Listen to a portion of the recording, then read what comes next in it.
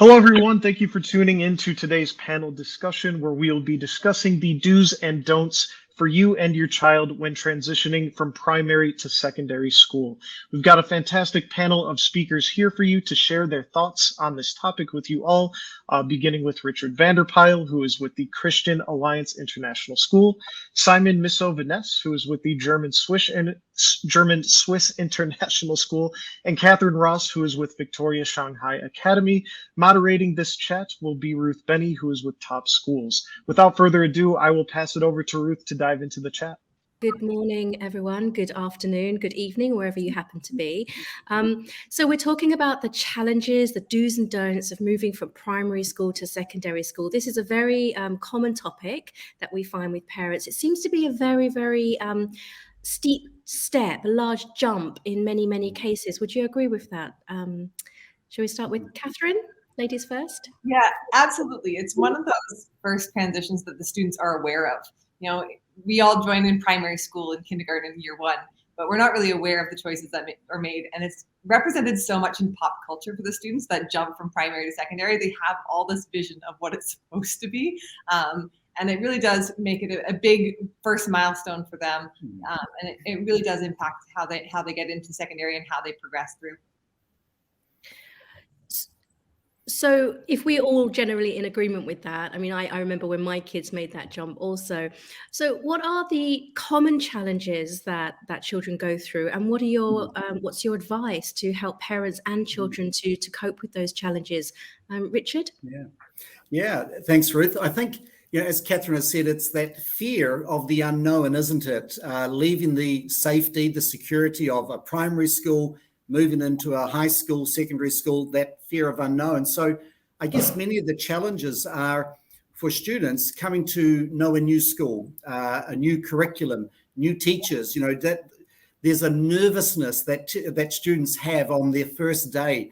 Will I make new friends? Because I've just left my school where I had so many friends and now I don't know anyone.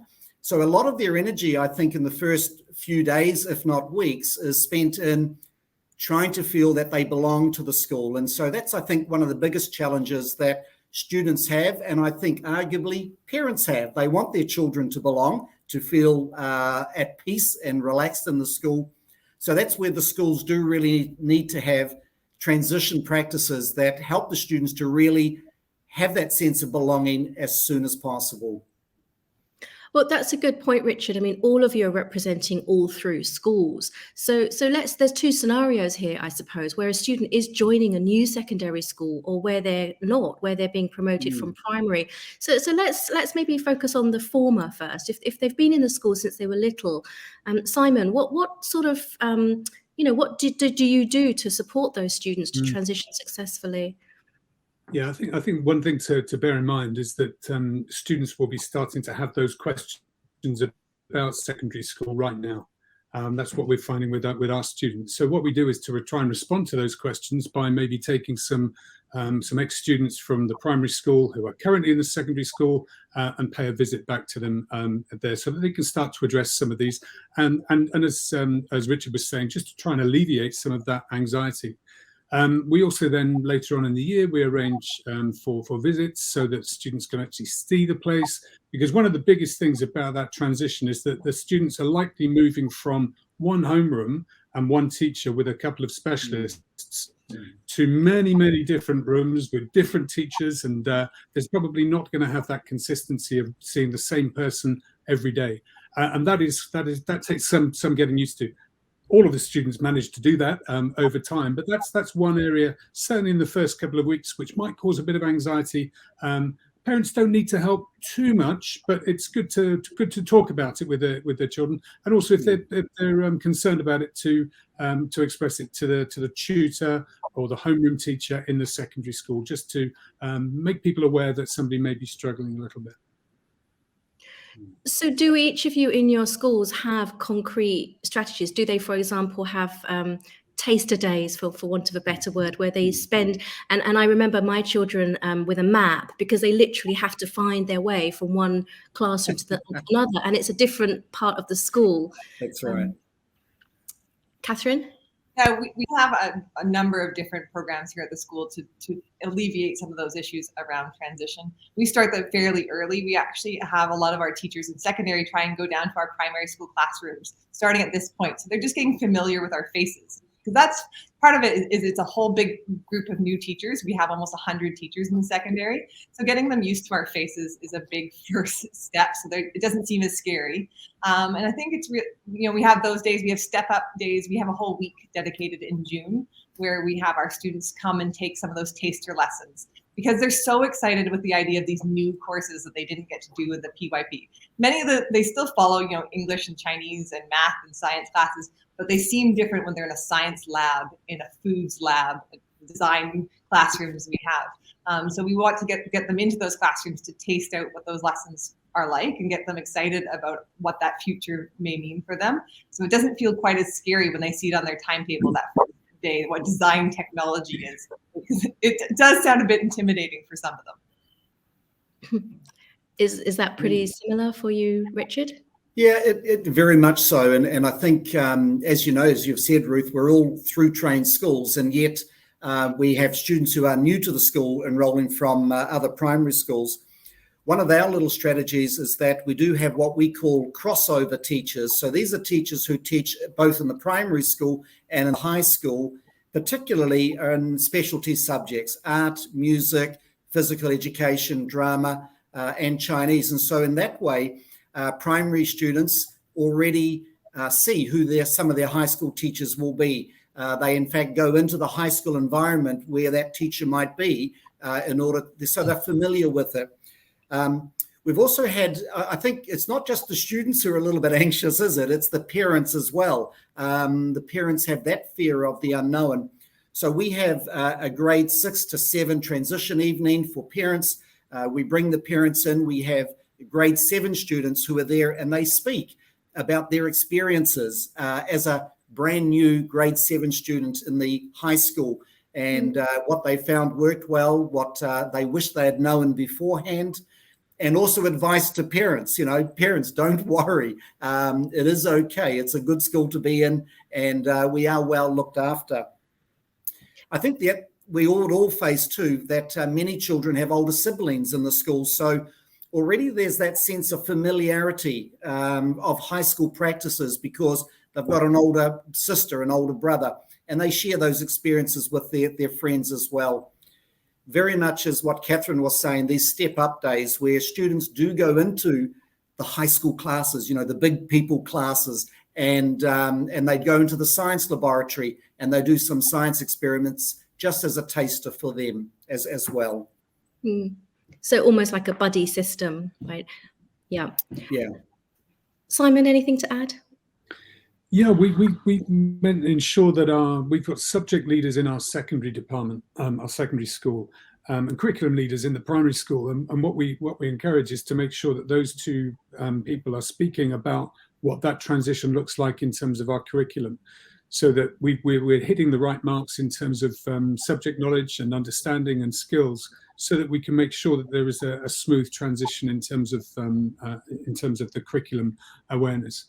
And what we find at our place is that it's the pace of learning that is quite different in secondary school, because in our place we've got 40-minute lessons. Many of those are double sessions, but it's quite a brisk pace, and we try and focus on organisation skills and emphasise the approaches to learning that many schools will use in terms of the PYP, but also in national curriculum work, where we're skilling the students and preparing them for their learning.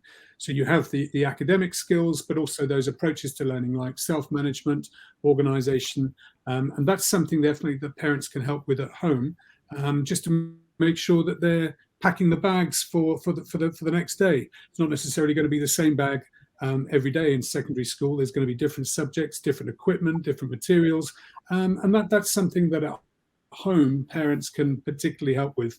And it's often a nice thing that you can do together, and slowly the children will start to build a bit more independence, and they'll say, "It's okay, Mum, Dad, I've got this now," and you'll then know that they're feeling fairly confident. Well, that brings me on to my next. I mean, as much as we say to parents, don't worry, they will.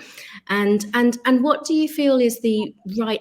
This is a very difficult question, but how much is too much for parents to be helping their children with all of this newness? I know it's a difficult question. Who would like I would to? say don't do it for them. I'm sorry, Don't do it for them. Yeah, Catherine. Yeah, I don't think there's a perfect answer to that, because every child has different needs and every family has a different dynamic. And I think it's really important for us to understand that there's different levels and different needs for every child. The biggest thing that I always recommend to all parents is actually, you don't necessarily have to do for your child. You just have to model for your child, showing them how to do, how to go through that routine every night of packing your bag. What do you need for the next day? I think it's really important for a parent.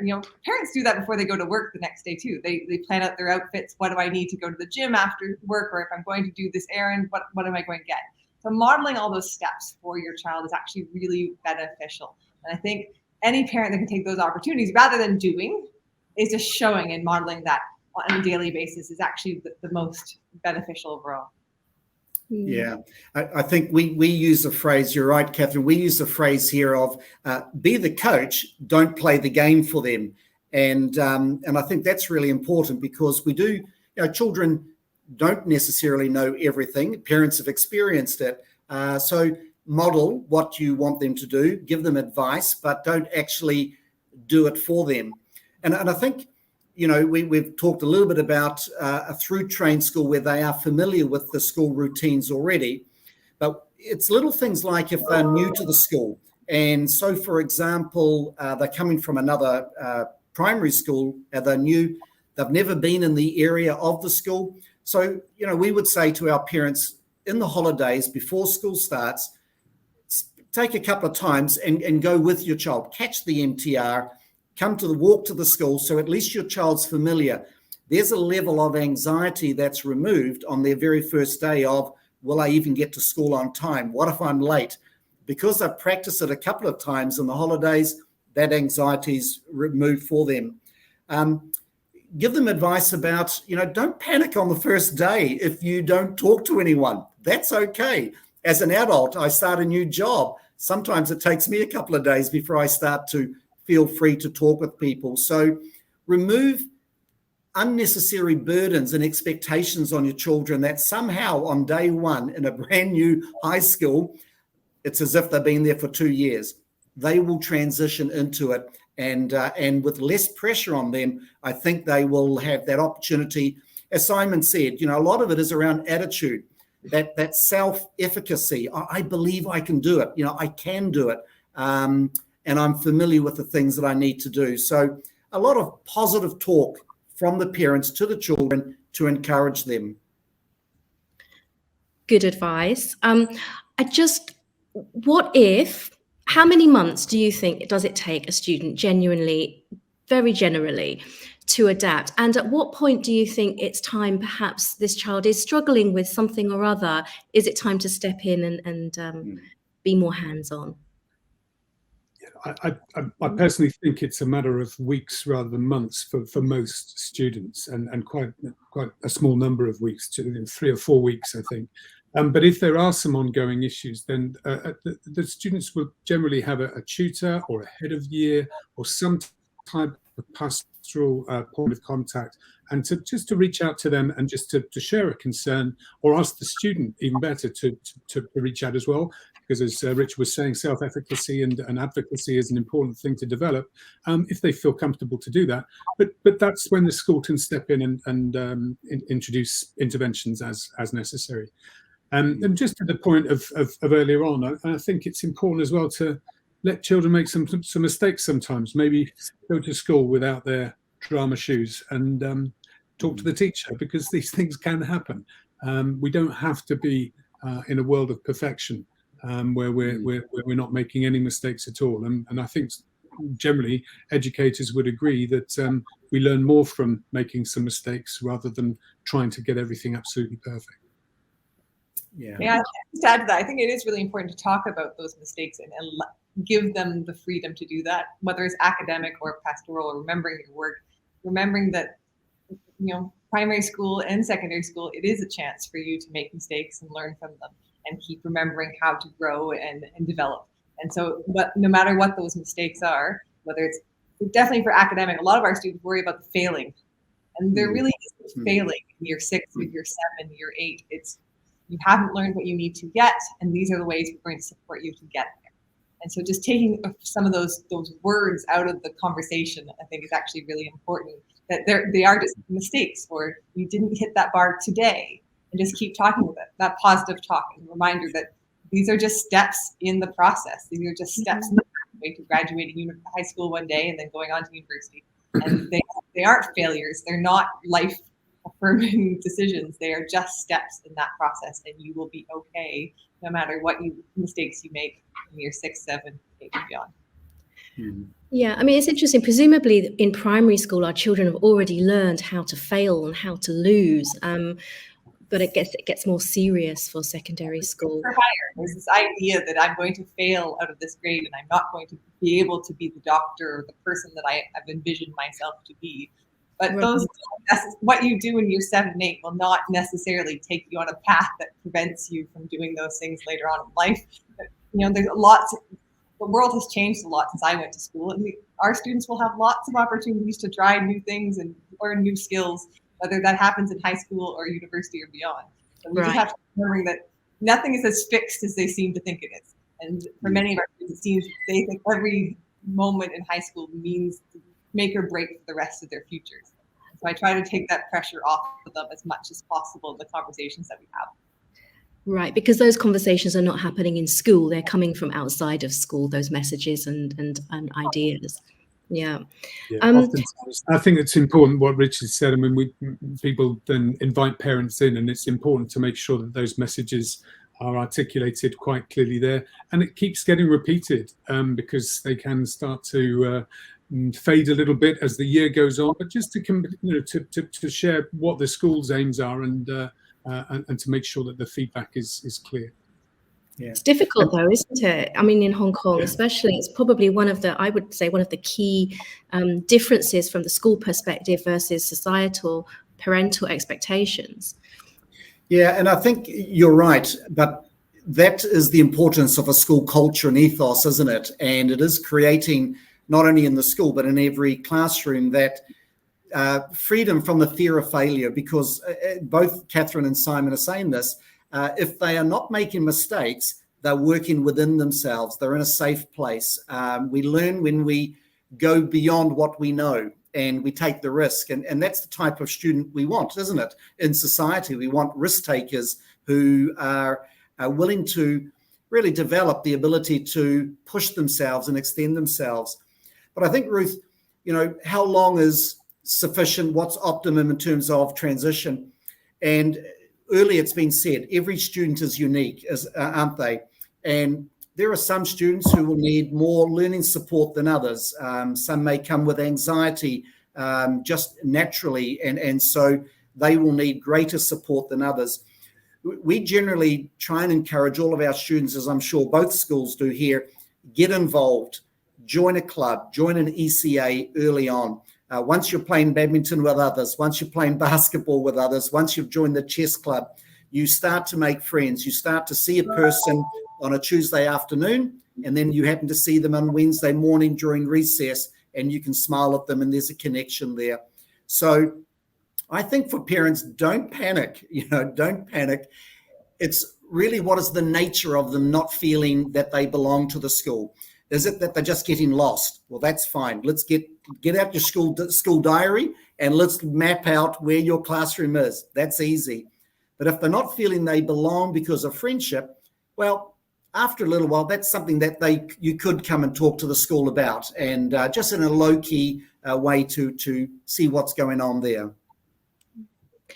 We've spent quite a lot of time talking about the emotional challenges on both sides. We don't have too much time left. I want to focus a little bit more on the academics, because as much as we say that, we want them to have a soft landing, it is getting a bit more serious, especially as they move up through through the years. So maybe you could just describe in brief, what are the key challenges in the curriculum changes and the academic expectations moving from primary to secondary? Who would like to take that first? Simon? Yeah, sure. There's clearly going to be a focus on learning and subject material. But what I say to people is trust the process and trust the pedagogy, because we've done this before. And in terms of year 7, this is the beginning of a journey. I mean, in terms of the through school, it's a continuation of that journey. And what we try and do is to make sure that is as smooth as possible. And I know that there is anxiety amongst our year 6 parents, for example, around maths, around English, around, we've got new subjects like science that are taught in discrete areas. You've got 7 more years before you're finally graduating. And, the schools, all of our schools have got great track records and great communities and great teachers. We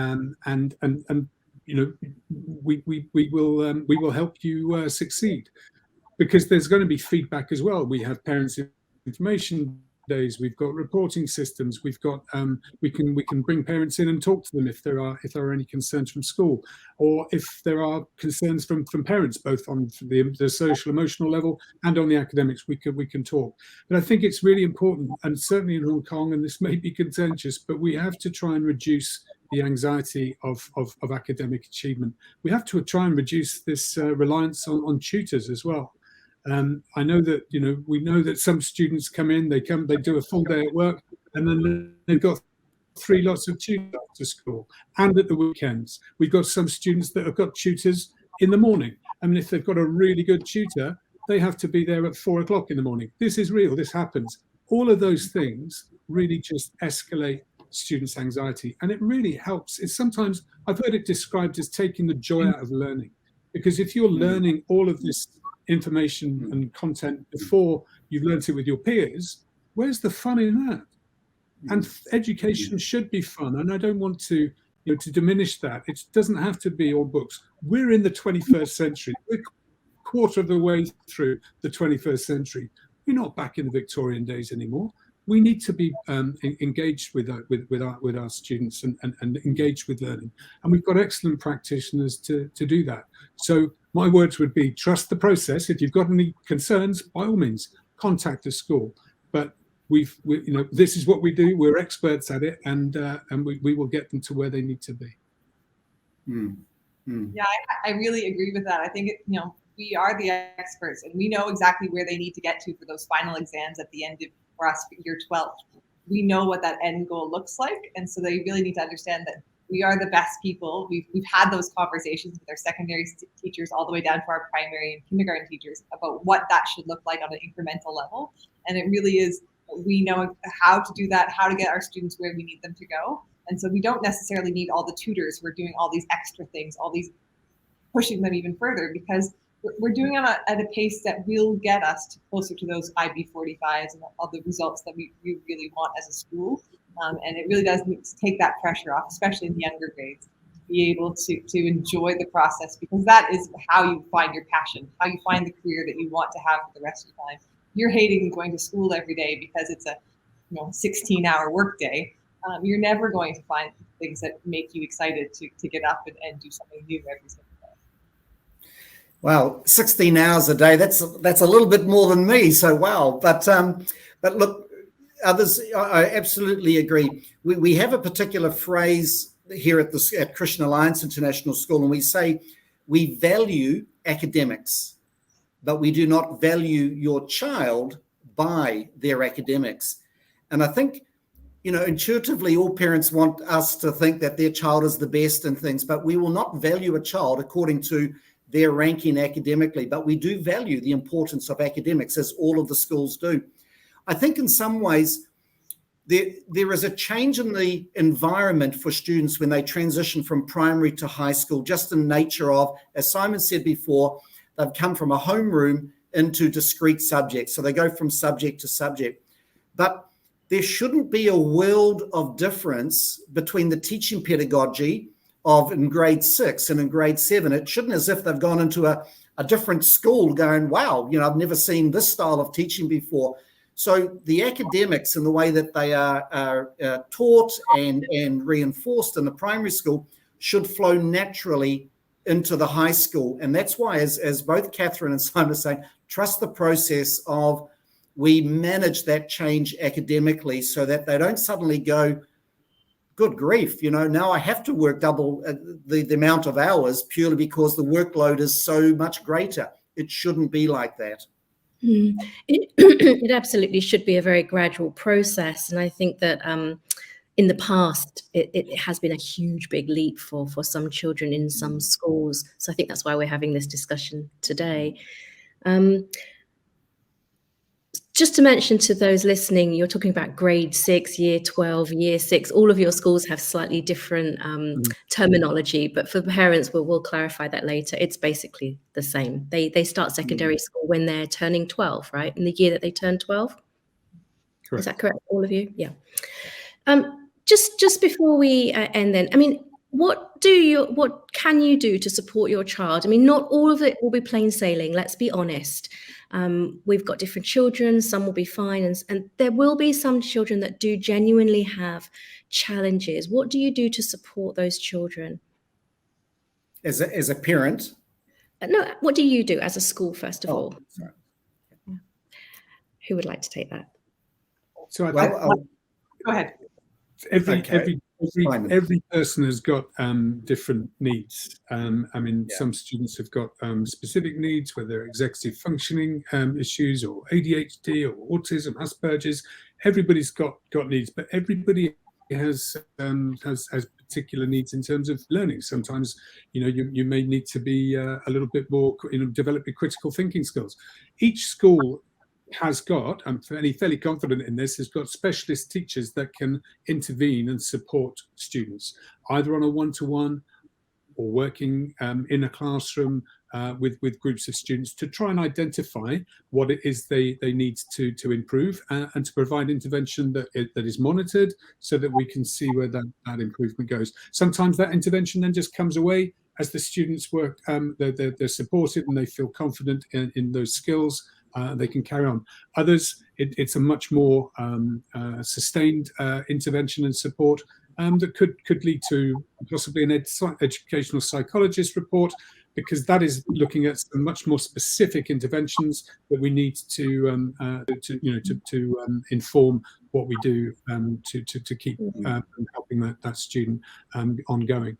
So there are. It's not just the subject staff who are experienced at that, but sometimes they need some advice about what ways to present material to particular students. And students aren't made to feel in any way different or other, but we just acknowledge that everybody has got needs. We can help each other. Maybe we've got skills that we can use to help other people, or maybe somebody might be wanting to help us. But each school should have, I believe, we certainly do, a department of teachers who are learning specialists who can help support where students may be struggling. Yeah, I think for me, the best advice, the best thing that a school can do is know the child before they enter into grade 7. Now, if they come in from another school, know as much about them as you can. Speak to the previous school, get their school reports, grab any other reports that are there, interview the child, speak to them well before they actually start their first day, so that you can have identified any particular challenges that they may need help with. Within your own school, as all three of us have through Train, is there good communication between the grade 6 team and the grade 7 team? So, it shouldn't be that, at the end of grade 6, let's keep all of the information to ourselves because that's the end of primary. Absolutely not. Share the information with the teachers in the following grade so that we know the student and their areas of need prior to them actually starting the school year. As Richard said, we are a big team and there's a lot of people involved in that process. And I think from our side, we put a lot of emphasis on our homeroom teachers. So we have 2 homeroom teachers for a group of 28 students. And so they're I think it's called a tutor in the British system, really trying to get them to know the students, know what's going on, have a comfortable space for them to have those conversations. So then we can understand what's going on and how we might support them, and then getting involved. We have English language support teachers and Chinese language support teachers, a learning enrichment team. We have head of year for each year level. There's a lot of people, not just the classroom teachers, who are looking at these students as individuals, our social workers, our counselors, to try and make sure that they feel the most comfortable that they can. And they know that there is a support network involved in supporting them all the way through, no matter what the challenges they face. Yeah, thank you. I think for parents, it's important to know that seeing an educational psychologist is a benefit, because that information then flows through to the school and will benefit your child in terms of perhaps even accommodations that they might receive in exams and things like that. We are almost out of time. I would just like to say thank you, and I'd like to ask each of you to end, and this is for parents, your top tip for parents to support your child to make the transition from primary to secondary smooth, positive, and successful. I can see Richard's brain cells. I'm actually trying to find some, Ruth. You must have a good sound bite for us. Who would like to go first? Richard? Talk, and talk. Create a relationship with your son or daughter that you can just talk freely, that they come home and they just blurt out how their day has been, and you have that conversation with them. For me, that's the top tip, is just communicate and converse, and they'll share with you all of their worries, all of their highlights, all of their delights. And I think that's, for me, the best type of relationship there. Yeah, I definitely agree with that. I think the best way on that talking is that same idea as the sharing. Just talk about your experiences. Let them know that you've gone through all these things and what works for you and what doesn't work for you, and your successes and your failures, because they think that the parents are putting the pressure on this child, but sometimes it's not actually there. And so just making sure that your child knows you and knows the things that you've faced and the things that you have overcome to be as successful as they see you to be, because that way they see there's a pathway forward for them. Yeah. So I'd say be there for them, but don't do it for them. Yeah, totally. Excellent. Thank you very much. So that thank you to the panelists this afternoon. Thank you to Catherine Ross from Victoria Shanghai Academy, Richard Vanderpyl from Christian Alliance International School, and Simon Misso-Veness from German Swiss International School. I'm Ruth Benny from Top Schools. Thank you all for listening, and goodbye.